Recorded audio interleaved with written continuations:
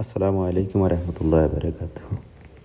রাকিব কোয়েল খামার অ্যান্ড হ্যাচারির পক্ষ থেকে আজকে নতুন একটা ভিডিও নিয়ে এলাম।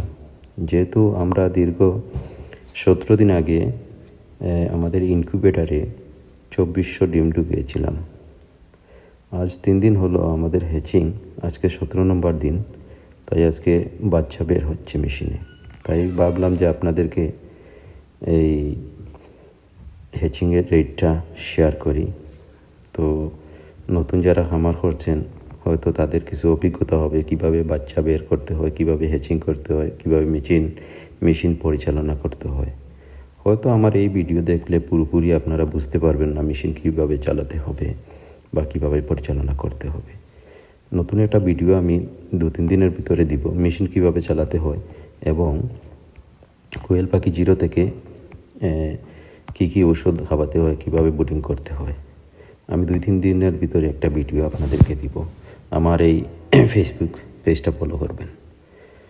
আর আজকে যেহেতু আমাদের 17 নম্বর দিন আর 2400 ডিমের মধ্যে ইনশাল্লাহ 2100 বাচ্চা বের হয়েছে, মাশাআল্লাহ।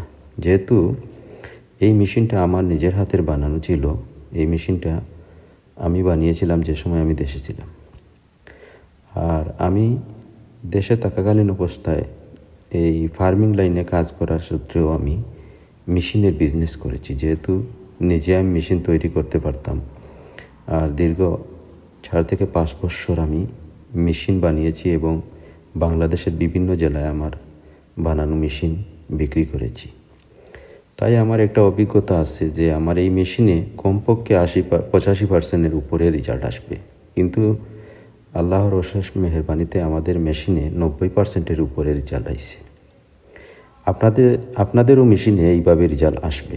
যদি কোনো ভুলভ্রান্তি করেন তাহলে হয়তো রেজাল্টের প্রবলেম হবে।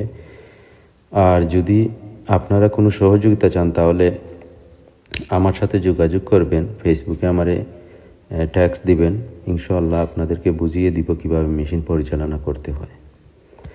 আর আমার যে এই মেশিনের পরিচালনা যেটা করতেছেন বা যেই কাজ করতেছেন উনি নজরুল ভাই। তো নজরুল ভাই আমার সাথে যেহেতু 4-5 বছর, প্রায় 10 বছর উনি কাজ করেছেন আমার সাথে, কিন্তু এই পোলট্রি সেক্টরে প্রায় 7 থেকে 8 বছর উনি আমার সাথে কাজ করেছেন। তো ওনারও মোটামুটি একটা অভিজ্ঞতা আছে কিভাবে কি করতে হয়। বাদ বাকি আমি ওনাকে দেখিয়ে বুঝিয়ে শুনিয়ে দিই।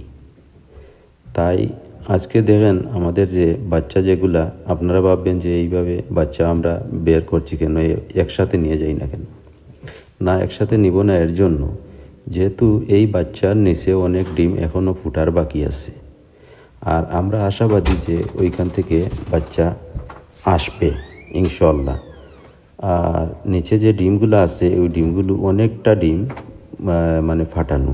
তাই যখন বাচ্চাগুলো উপরে বসে থাকবে নিচের ডিমগুলো আর বাচ্চার অক্সিজেন বন্ধ হয়ে মারা যাবে। তাই ভাবলাম যে আমরা যে বাচ্চা বের হয়ে গেছে ওই বাচ্চাকে আমরা বুটিং করে দিব।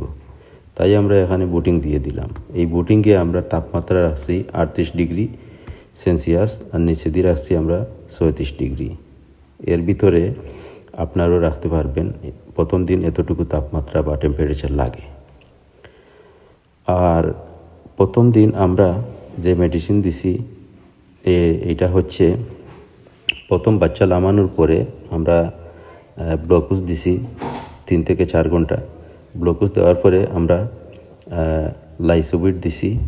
লাইসোবিট দেওয়ার পরে আমরা কালকে থেকে আমরা এন্ড্রোসিন দিব।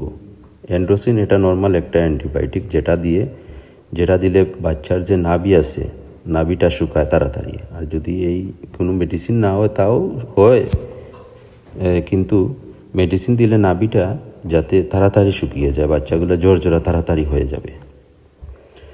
আর এরপরেও সেফটে কী ঔষধ দিতে হয় বা কিছু মেডিসিন দিতে হয়, ভিটামিন দিতে হয়, ওগুলা আমি পরের ভিডিওয়ে আপনাদেরকে বলে দিব ইনশাআল্লাহ।